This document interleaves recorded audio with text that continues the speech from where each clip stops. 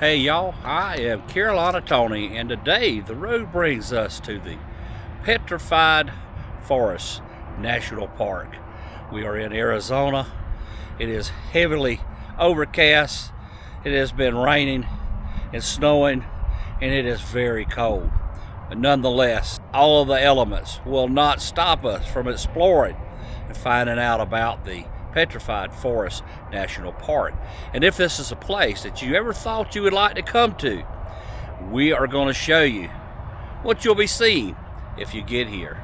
And we'll get started right after this station identification.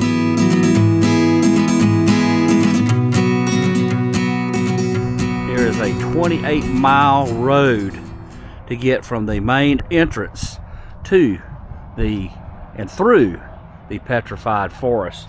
And in fact, right here is our first example of a petrified tree, and you can touch it, and I'm sure thousands of other people have touched it, but it feels like a rock. But let's climb back in the car and head down the highway. What?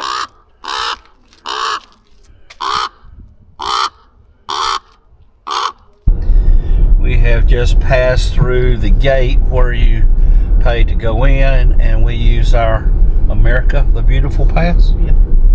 Saved us some money. Paid us $30.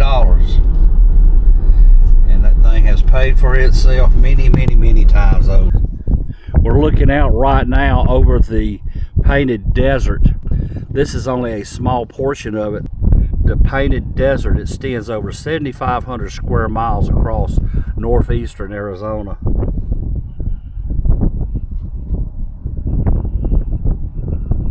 You can see forever right there. There's a little wash with a quick creek running by. That's 1 mile. This mountain right in front of us, right here, that is called Pilot Rock. It's 6,234 feet. It is 6.6 miles away. Now there, you're not going to probably be able to see it on camera, but there's a mountain that is right about there. That is called Turkey Track Butte. It is 22.8 miles. It's 6,007 feet. The Painted Desert and the Petrified Forest are kind of intermingled within one another, right next to it. In fact, what I've found so far, it's hard to tell when you're in one and not the other. But I believe the Painted Desert, that's not the national park. No. But the Petrified Forest is a national park.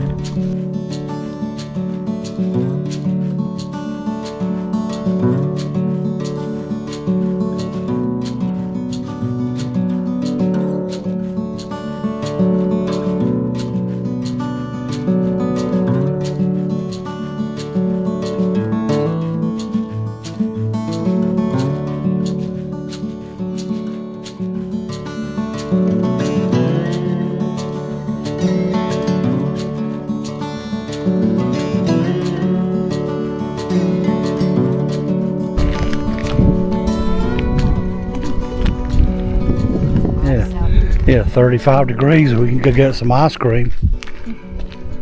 There's the view from the backside of the Painted Desert Inn. This is the Painted Desert Inn. It is a National Historic Landmark. Could you imagine staying here and having the views?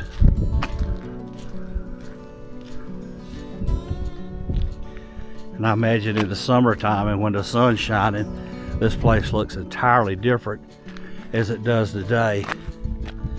It is heavily overcast.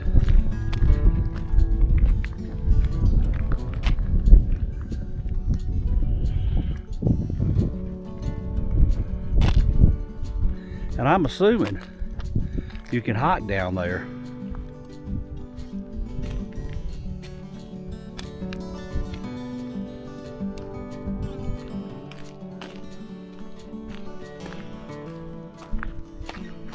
Let's see if we can go in.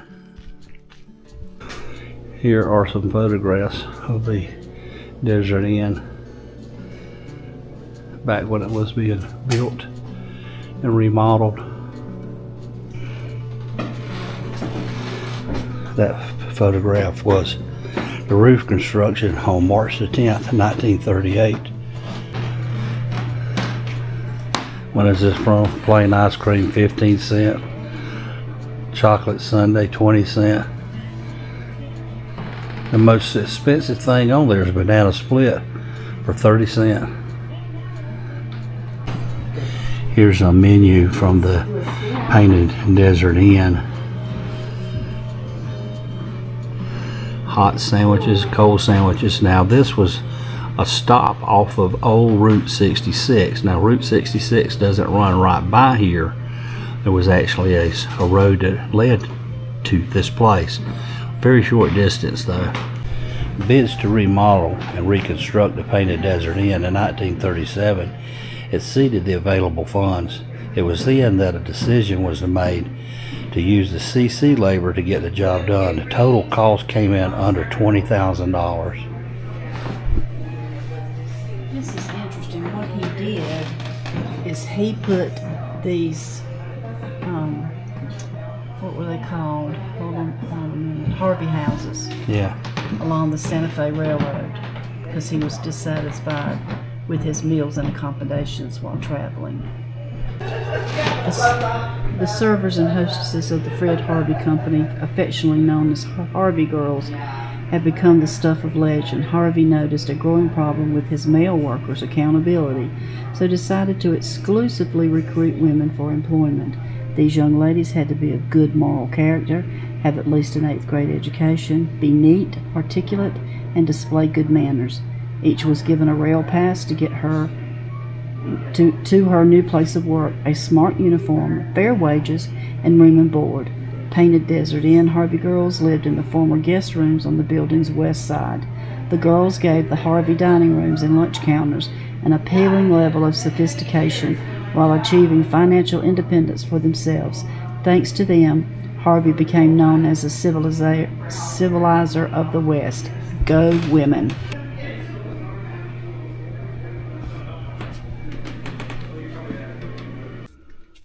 Now, during the day, this is where the Harvey girls would stay. And here,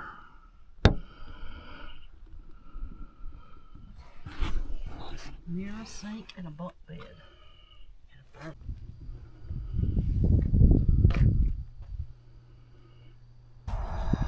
The Petrified Forest is the only national park in the country with a portion of the historic Route 66 within its boundaries. We are standing where the Mother Road used to be, with a line of telephone poles parallel in alignment through the park. So it went right through there. This stretch, Route 66, was open from 1926 until 1958, and it was primarily a way for millions of travelers initially to experience the Petrified Forest and the Painted Desert. And they have placed a 1932 Studebaker here. Kind of give us the feel, if you will. But you would never know that one time that was a major highway from Chicago all the way to California. And it looks like the Petrified Forest is huge. It says it's growing. 1931 it was here. 2004 it got bigger. 1911 it expanded.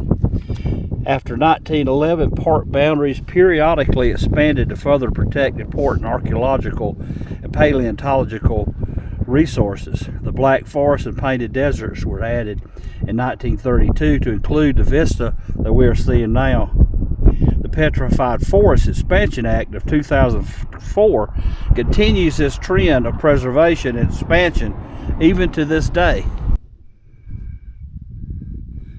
All right, we have been here a while, and that right there is a petrified tree, and there were some other ones here at one time, and you see how they have fallen and they're down in the canyon now.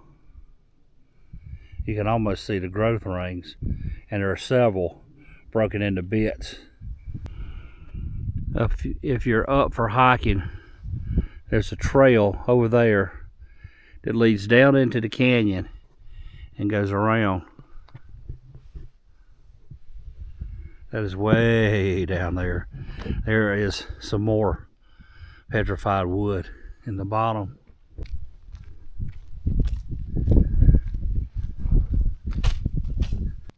This log is a little over 110 feet. It's petrified and it's crossing this little gully. Now, they have come and poured a concrete pillar in 1917 under it to support it. Get just a little different angle. But this is all part of the, right through here, this was all part of the tree. It's really easy to see it here.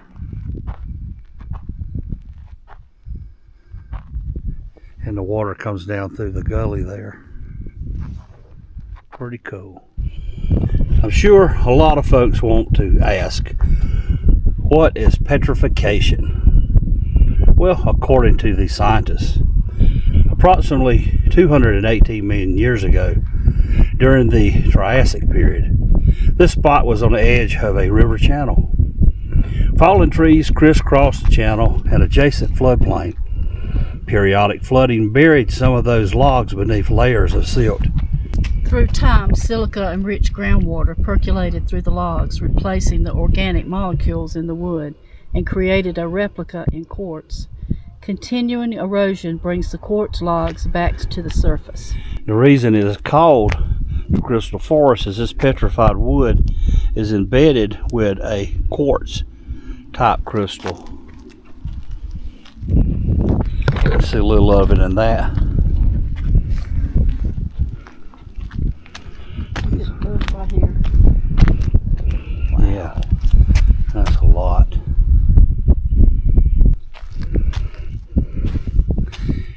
Yeah, if you look on the ground, see lots of it, little bits and pieces, but it all is petrified wood. And when these things broke, because they're so hard, they just shatter. How long does it take a tree to petrify? Well, it depends. Environmental conditions like burial rate and amount of silica in the groundwater affect speed of petrification. The initial stages may take only decades, but it takes millions of years for the silica molecular changes to result in colorful crystalline quartz. The logs buried here during the Triassic period had become solid crystalline quartz by the time T-Rex walks on the land some 135 million years later. This is interesting. Yeah.